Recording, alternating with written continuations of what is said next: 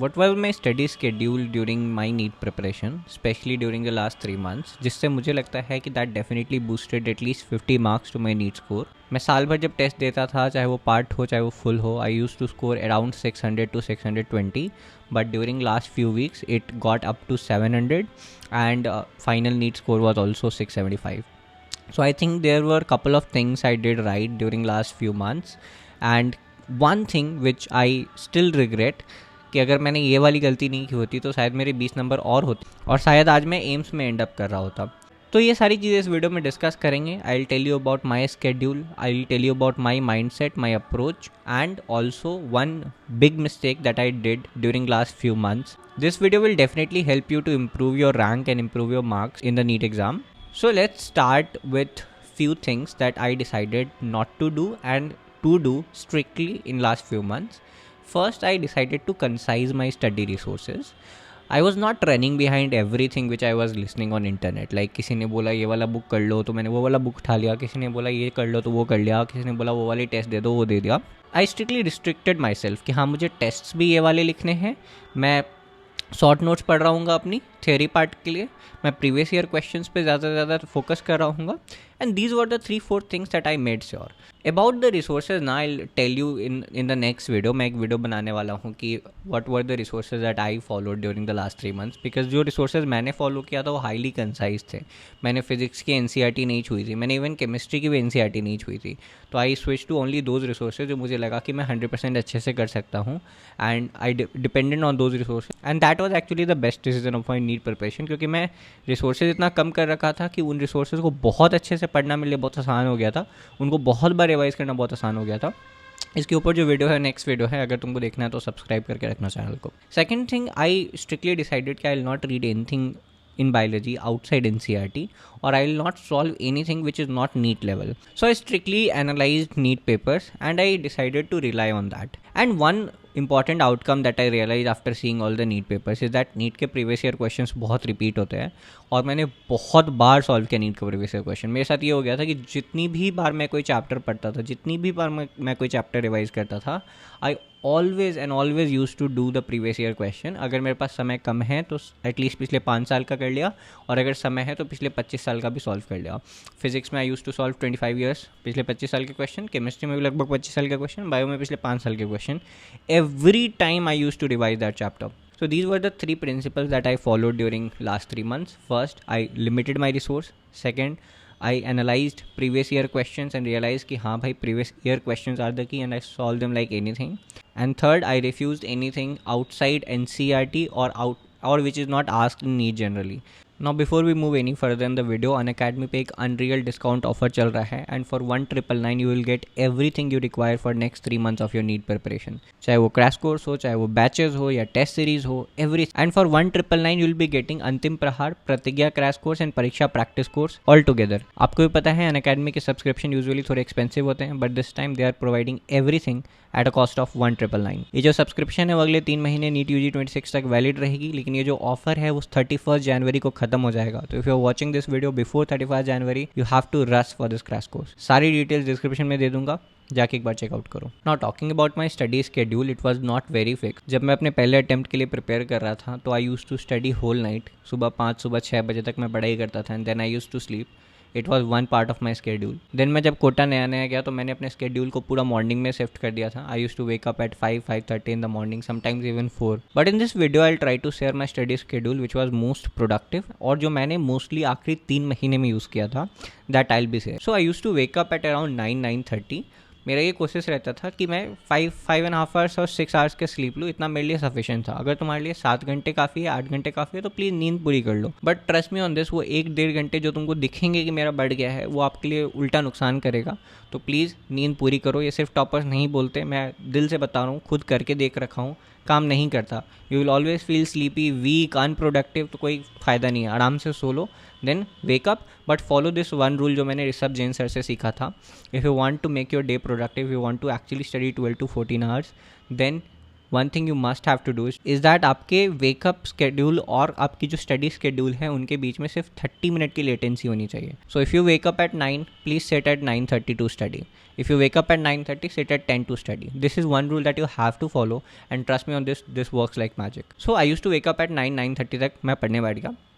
मेरा जो इंटेंशन रहता था दैट वाज कि मेरा पहला जो स्टडी स्ट्रेच है वो बहुत लंबा होना चाहिए. From let's say 9:30 to 12:30 I used to do a theory subject. मैं इस वीडियो के एंड में इस पर और डिटेल में बात करूंगा कि एक थोड़ी सी मैंने जो गलती की that was I used to pick up one subject and try to read it until I finish a unit और greater part of that subject and then move on to the next subject. और I used to pick 2 subjects in a day.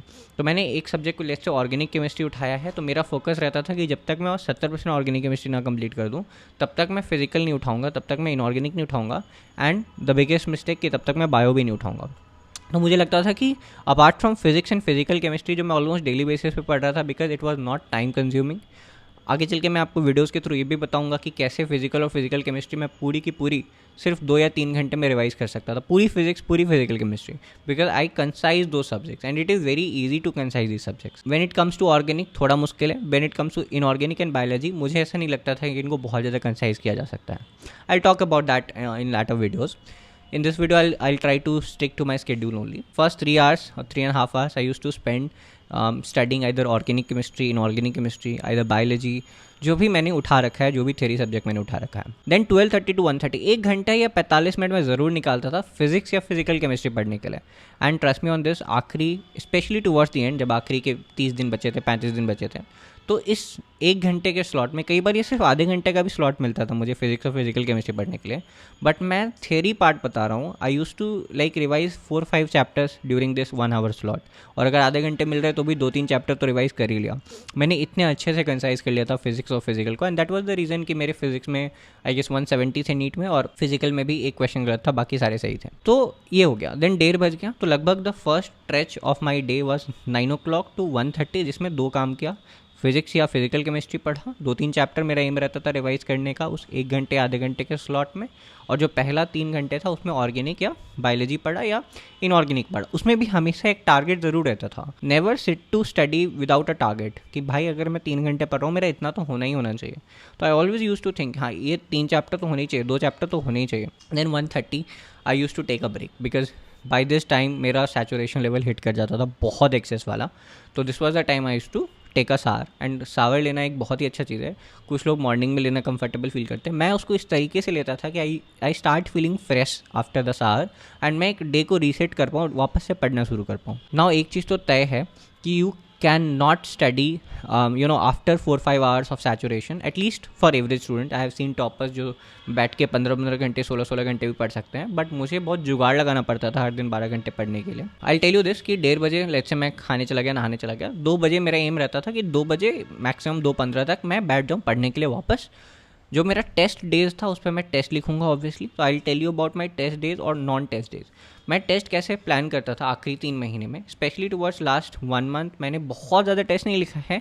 But मेरा कोशिश रहता था कि अगर आज मैं टेस्ट लिखूं तो उसको 2 दिन रिवाइज करूं और फिर तीसरे दिन टेस्ट लिखूं. मैंने बहुत टेस्ट नहीं लिखा, मैं रिपीट कर दूं. मैंने फुल सिलेबस शायद ही 10 से 15 टेस्ट लिखे होंगे. I would not suggest you कि तुम टेस्ट कम लिखो या टेस्ट लिखने का कोई नुकसान है. बट पर्सनली मुझे ऐसा लगता था कि अगर आज मैं टेस्ट लिख रहा हूँ, मुझे पता चल रहा है मेरा ये 6 चैप्टर कमज़ोर है, तो जब तक ये 6-7 चैप्टर में फिक्स नहीं कर तब तक अगले टेस्ट को लिखने का कोई पॉइंट नहीं है. एटलीस्ट मुझे ऐसा लगता था, and this work for me. इसलिए मैं कहता हूँ कि स्ट्रैटेजीज तुम सबकी सुन सकते हो, यूट्यूब पे तुम 10 वीडियोस देख सकते हो, but the final call should be yours कि मैं कितना कंफर्टेबल हूँ कितने टेस्ट लिखने में, मैं कितना कंफर्टेबल हूँ. Always look at this. तो मुझे हमेशा लगता था कि if I revise these 6-7 chapter 1-2 दिन खुद को देता हूँ तो I will feel much more confident than writing 3 test in 3 days and not revising anything जो मुझे गलत लग रहा है उस टेस्ट में, कि मुझे कमी लग रही है उस टेस्ट में. और ये बहुत हेल्प करता था क्योंकि एवरी टाइम जैसे आज मैंने एक टेस्ट दिया, मुझे दिख रहा है कि सेमीकंडक्टर्स के क्वेश्चन नहीं बन रहे और साथ में 3-4 चैप्टर के क्वेश्चन नहीं बन रहे. हर टेस्ट के बाद मैं एक टू डू लिस्ट बनाता था, उसको सामने अपने दीवार के चिपकाता था. अगले 2 दिन का मेरा वो टारगेट होता था. This is how I use to make to do list, not कि सुबह उठा और एक रैंडम टू डू लिस्ट बना दिया. आखिरी महीने में ये बहुत टारगेटेड टू डू लिस्ट रहता था. और जब मैं अगला टेस्ट देता था और मुझे मुझे दिखता था कि यार अब सेमीकंडक्टर्स के क्वेश्चन बन रहे हैं, अब जो चैप्टर्स गलत हुए थे उनके क्वेश्चंस बन रहे हैं, वो 15 नंबर जो पिछले टेस्ट में कम रह गया था वो इस टेस्ट में आ रहा है, बहुत कॉन्फिडेंस मिलता था। देन अगेन उस टेस्ट में जो गलती उसको फिक्स किया after a point of time, and after a point of time मैं इस लेवल पे आ गया था कि मुझे यूनिट्स नहीं मिलते थे, तब मुझे 1-2 ही चैप्टर मिलते थे। तो वैसे में फिर मैं एक्स्ट्रा एफर्ट डालने की सोचता था। जैसे मैंने जेई मेंस का उस साल का कुछ शिफ्ट उठा के सॉल्व किया था, मैंने पूरा नहीं सॉल्व किया, पर मैंने 5-7 पेपर जो उस साल हुए थे वो सॉल्व किए, and I felt more confident कि ऑन टेस्ट डेज क्या होता था कि 2 to 5 मैंने मान लो टेस्ट लिखा, and I use to feel again saturated. Test लिखना was easy, but after test I use to feel saturation. I use to take a break, है ना। इस टाइम पे I use to play cricket, ठीक है। मुझे मेरे पेरेंट्स कई बार डांटते भी थे कि लक्ष्य आपका नीट का एग्जाम है 15 दिन में, 20 दिन में, and you are playing cricket, आपको एकदम चीज़ें बंद कर देनी चाहिए। बट आई न्यू दैट मैंने सुबह 9 बजे से उठ के अभी तक लगभग लगातार पढ़ाई की है, आई नीड अ ब्रेक। और अगर जिस दिन क्रिकेट खेल लिया, जिस दिन थोड़ा बाहर घूम लिया, थोड़ी मस्ती कर ली, उस टाइम थोड़ा टीवी वगैरह देख लिया भाई के साथ, I use to feel very good about it. And after 1-1.5 hour of break, कभी 2 घंटे भी हो गए, कभी 3 घंटे भी हो गए। इवन नीट से 15 दिन 20 दिन पहले ऐसे भी होता था कि 5 से 8 कुछ पढ़ाई नहीं की। तो इट्स नॉट लाइक आपको 24 घंटे बुक लेके बैठे रहना है। At least I felt that way, मुझे फ्रेश फील होता था 8 साढ़े 8 तक। कई बार ऐसा भी हुआ कि मैं सो भी जाता था, जैसे 5 बजे टेस्ट दिया, सो गया, but most of the time cricket खेल लिया, most of the time TV देख लिया। देन 8 o'clock वापस से पढ़ने बैठे, एंड जिस दिन भी टेस्ट दिया उसका उस दिन का बहुत सिंपल स्टडी हो जाता था कि I have to analyse my test. और अंत में टेस्ट एनालिसिस में बहुत ज़्यादा समय नहीं लगता था, क्योंकि मैं बस ये देखता था कि हाँ ये क्वेश्चन गलत हुए, जो भी गलत हुए उनको वापस से सॉल्व करने की कोशिश करता था। जो क्वेश्चन फिर भी सॉल्व नहीं हुए उनको सीख लिया, और जो चैप्टर से ज़्यादातर क्वेश्चन गलत हो रहे हैं उनको नोट डाउन कर लिया। कोशिश रहती थी कि उसी दिन एटलीस्ट मान लो अगर मुझे 5 चैप्टर में फॉल्ट दिख रहा है, 8 बजे से मैंने पढ़ना शुरू किया, लगभग रात के 2-3 बजे तक पढ़ाई करता था। मोस्ट ऑफ द टाइम जो था वो मेरा टेस्ट को एनालाइज करने में, जो टेस्ट में क्वेश्चन गलत हुए उनको दोबारा सॉल्व करने में, जो क्वेश्चन नहीं बने उनको सीखने में। और उसके बाद मोस्ट ऑफ द टाइम आप बहुत सैचुरेट हो जाते हो। तो either I use to study only biology, या लेट्स से ऐसा बायोलॉजी का कोई यूनिट रह गया है जिसको बहुत टाइम पहले पढ़ा था, तो फिर वो यूनिट उठाया, उसको पढ़ लिया। देन अराउंड 2-3 o'clock जब भी मैं सैचुरेट फील कर रहा हूँ, अंत में आखिरी 1 घंटे 1.5 घंटे I use to just solve questions, and specially previous year question. तो मैंने दिन भर में बहुत सारे चैप्टर्स टच किए। अगर आपको रियलाइज़ हो कि मैंने सुबह में 3 घंटे जो ऑर्गेनिक पढ़ा था या इनऑर्गेनिक पढ़ा था या बायोलॉजी पढ़ा था, अगले 1.5 घंटे मैंने फिजिक्स पढ़े, फिर मैंने टेस्ट दिया। तो मैंने कभी चैप्टर के क्वेश्चंस नहीं किए अभी तक, बट रात में मैंने जितने भी चैप्टर्स दिन भर में देखे उन सब का मैं प्रीवियस ईयर क्वेश्चन ज़रूर करता था। कभी कभी मैं कुछ इंपॉर्टेंट क्वेश्चन निकाल के सॉल्व किया करता था। मेरा रिसोर्सेज अगेन बहुत ही कंसाइज था, बहुत ही लिमिटेड था, मुझे पता है मुझे क्या करना है। And this was the thing that never made me feel FOMO कि यार पता नहीं मेरे से कुछ छूट जाए, मेरे से कुछ छूट जाए। और ऑलवेज कॉन्फिडेंट कि यार मुझे जितना करना है मैं उतना तो पढ़ाई कर ही रहा हूँ। जिस दिन मैंने टेस्ट नहीं दिया उस दिन मेरे लिए पढ़ाई भी थोड़ी कम हो जाती थी। एक्चुअली होता था कि जो टेस्ट वाला दिन है वो इतना प्रोडक्टिव हो गया क्योंकि बीच में 3 घंटे टेस्ट दे दिए, फिर टेस्ट के बाद एक टारगेट है कि टेस्ट को रिवाइज करना है, फिर वहाँ से कुछ चैप्टर्स निकल रहे उसको देखना है। जो टेस्ट नहीं दिया वो थोड़ा कम प्रोडक्टिव हो जाता था, but still I use to try to solve वो 3 घंटे जो 2 से 5 है कि मैं क्वेश्चन से सॉल्व करूँ। क्योंकि जो एक हैबिट आपका डेवलप हो रहा है, स्पेशली आखिरी 20-30 दिन में आपको ये करना ही पड़ेगा कि 2 से 5 आपको टेस्ट लिखना पड़ेगा। 2 से 5 आपका जो बॉडी क्लॉक है वो इस चीज़ पे सेटल होना चाहिए कि हाँ these 3 hours I am solving questions. तो अगर आप टेस्ट दे रहे हो तो बहुत अच्छी बात है, नहीं भी दे रहे हो तो कोशिश करो क्वेश्चन करने का। तो वही जो सुबह में मैंने 5 घंटे थ्योरी पार्ट पढ़ा, उसका अगले 3 घंटे तक सवाल लगा लिया। देन अगेन 5 से 8 गायब हो गया।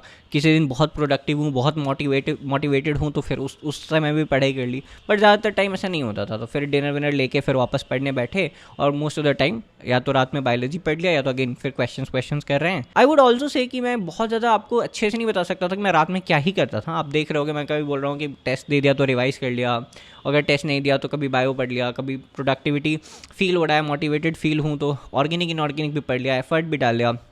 तो it was kind of a free time. इस टाइम में मैंने एक्चुअली इसलिए भी रख रखा था कि मेरा कुछ छोटा मोटा बैकलॉग भी था। हाँ, नीट से 15 दिन पहले भी मेरा छोटा मोटा कुछ बैकलॉग था।